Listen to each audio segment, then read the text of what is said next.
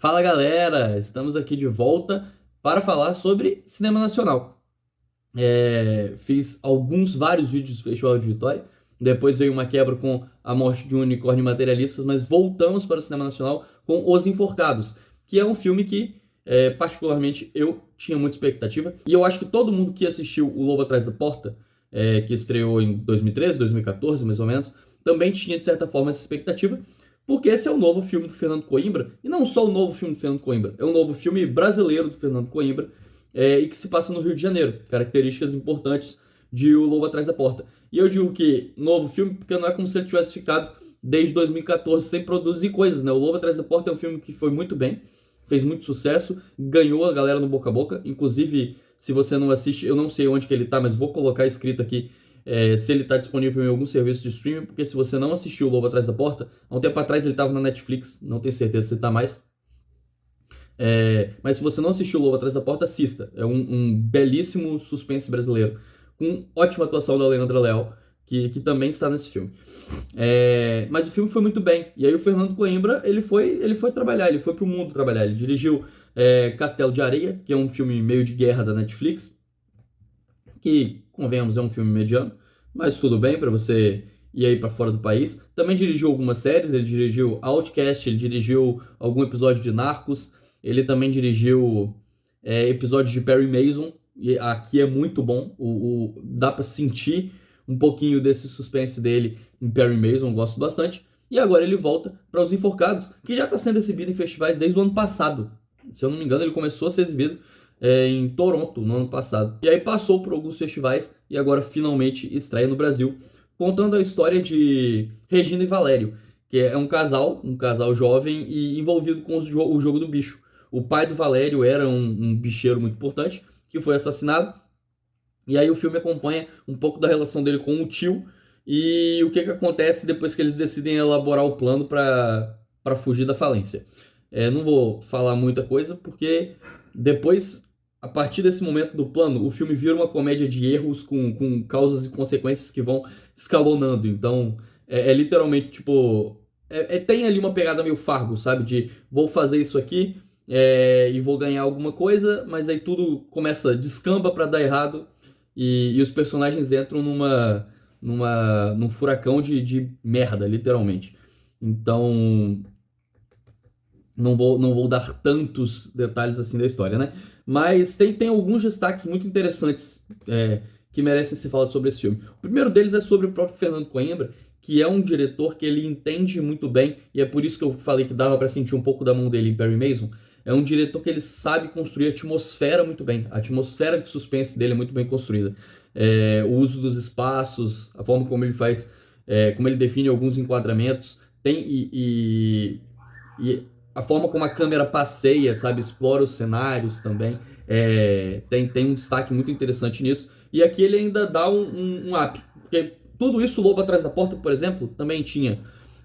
Mas aqui ele dá ele sobe um degrau pela forma como ele explora a brutalidade e a violência aqui. Uma violência que já está presente no filme desde o do início.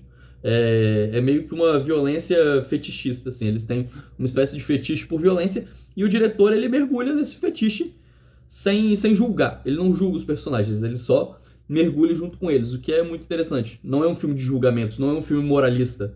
Apesar dos protagonistas serem bicheiros e serem bandidos, o filme nunca julga eles, ele só mergulha junto com eles nessa espiral de confusões e loucuras.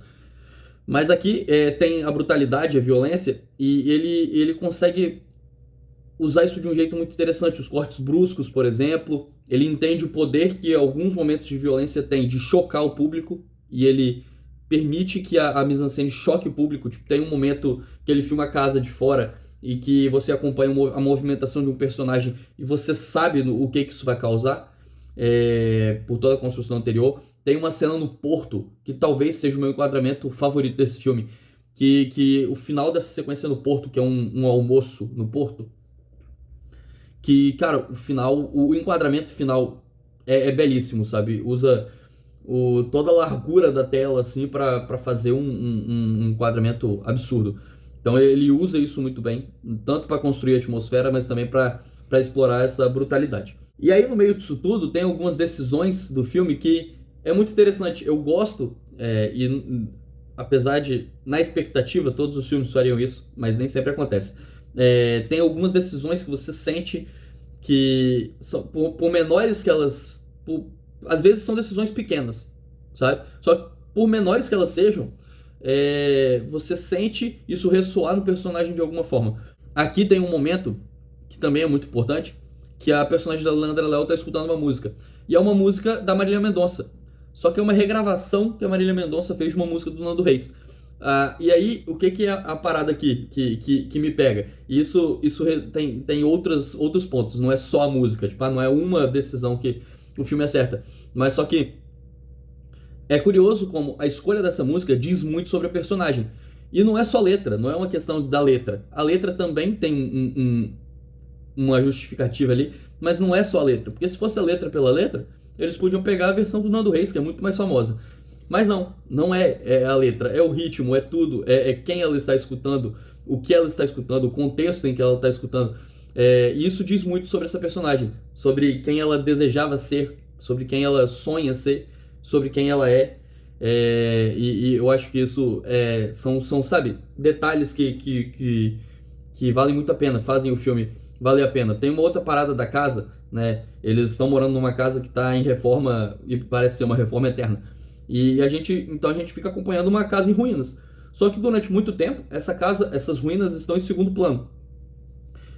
E o casal tá sempre em primeiro, porque eles têm o destaque total.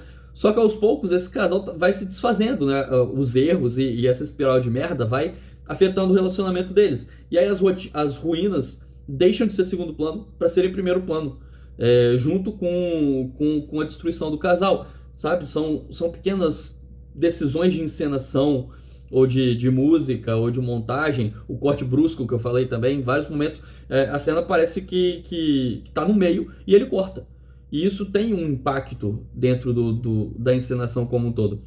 E eu gosto muito de como ele faz isso.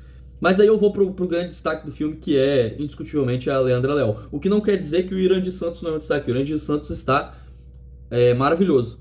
Mas, assim, é muito difícil, assim como acontece em Lobo Atrás da Porta, dizer que esse filme não é da Leandra Léo. Porque ambos os personagens são complexos, tá? São personagens com muitas camadas, personagens muito interessantes. O Fernando Coimbra é muito bom nisso. E aqui ele tanto dirige quanto roteiriza, então é muito dele. E ele é bom, tanto como roteirista, que inclusive ele é roteirista de cena, por exemplo. Ele também tem trampos só como roteirista. Ele faz muito bem os dois lados. Mas só que a Leandra Leal aqui é incrível, porque ela é uma personagem que é quase um transmorfo, é quase um mutante. Porque ela começa como uma femme fatale manipuladora, meio de cinema noir, assim. E aí depois ela vai mostrando as fissuras dela, ela vai mostrando que ela é meio frágil, e é um pouco nesse momento de fragilidade que ela esbarra na música da Marília Mendonça que eu citei. E aí... Mas só que ao mesmo tempo, ela não consegue se desprender de um lado meio animalesco, sabe? De uma mulher que está disposta a tudo para conseguir o que quer e que tem uma sede de violência. Então são lados quase contraditórios que habitam dentro dela e estão em constante choque, sabe? Por mais que ela tá com medo, ela tá desesperada em vários momentos do filme, ela também tem uma malícia que é bizarra. Então é um contraste que é muito valioso, acredito eu, para a atriz, e que ela entrega de forma absoluta. E essa entrega acontece no meio de um caos, né? Como eu falei, é uma comédia de erros e ela vai degringolando e escalonando. Então as coisas vão crescendo, vão ficando mais loucas, mais absurdas, e vão ficando mais caóticas. E a mistura disso tudo, né, de todos esses elementos de ensinação da atmosfera, é justamente como tudo isso vai culminando nesse caos. E um caos que o Fernando Coimbra considera divertido. Ele se diverte com o caos.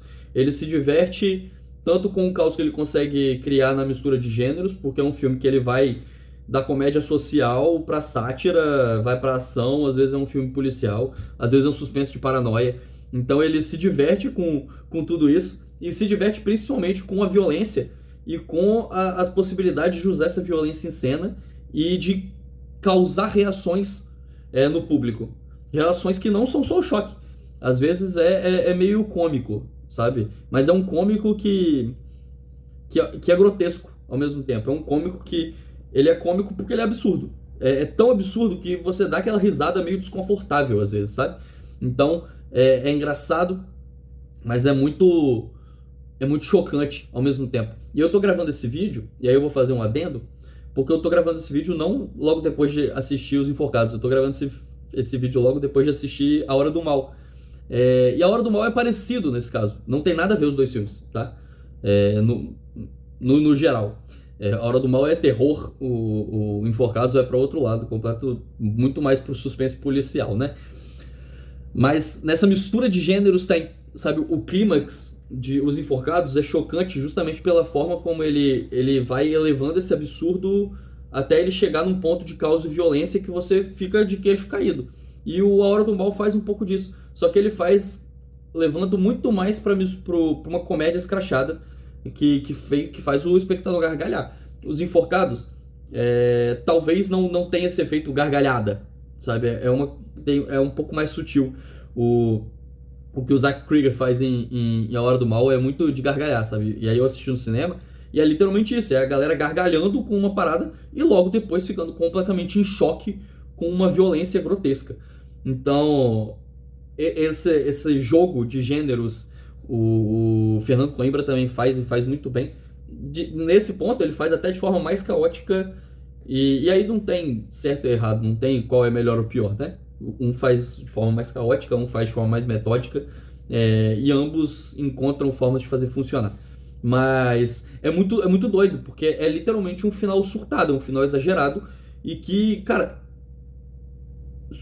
me pegou justamente por ser inesperado. Assim, inesperado até certo ponto, porque você vai sentindo que o filme vai culminar num ápice de violência muito louco, mas tem ali uma parada de como essa violência acontece e até onde vai essa violência, porque chega um ponto que você fala, ok, a violência chegou aqui, temos o teto da violência. E aí o Fernando Coimbra eleva o teto dessa violência. É tipo ele jogando um truco e a violência tá ali, pediu 3, ele vai e truca em cima e fala, não, a violência continua. Então é bem chocante, mas é um chocante que é divertido. É até difícil explicar, assim como eu achei difícil explicar o que eu senti no final de A Hora do Mal, aqui eu também acho difícil de explicar. Mas eu acho que ele faz muito bem, ele faz muito bem tudo que ele se propõe e sempre trucando. Então, quando ele tá tentando criar um suspense de atmosfera, funciona. E aí ele joga o filme para outro lugar, ele vai pra sátira social, também funciona. E aí ele vai pra ação, também funciona. Ele vai pra violência, também funciona. E aí quando ele joga o filme pro caos total, também funciona, sabe? E consegue divertir e chocar ao mesmo tempo. Então, é uma boa pedida. Não sei em quantas salas Os Enforcados vai estrear. Espero que ele tenha uma boa estreia. Tem atores conhecidos, tem um diretor conhecido. E tem tudo pra ir bem nos cinemas. Espero que isso aconteça. A nota é 4,5 de 5. Mais um ótimo filme nacional que eu venho comentar com muita felicidade. E é isso. Até a próxima.